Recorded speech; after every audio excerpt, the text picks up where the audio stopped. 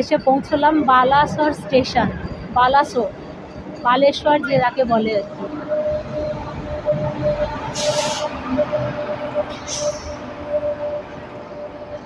আর বন্দে ভারত বেরিয়ে গেল, আমাদেরকে স্টেশনে নামিয়ে। ফ্রেন্ডস, দেখতে পাচ্ছেন আমাকে তো বন্দে ভারত নামিয়ে দিয়ে চলে গেল বালেশ্বর স্টেশন। তো প্ল্যাটফর্মে দেখলেন এখন বালেশ্বর স্টেশন, এন্ট্রি গেট। এখানে এসে গেছি। এখান থেকে চলুন ডেস্টিনেশনে যেতে হবে। এটা বালেশ্বর, ওড়িশা।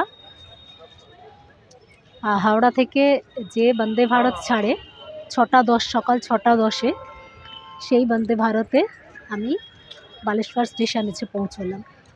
খুব বেশি টাইম লাগে না, 2 ঘন্টা, 6:10, 2 ঘন্টা, 2.5 ঘন্টা মতো লাগে মোটামুটি, 2.5 ঘন্টা কি 2.25 ঘন্টা।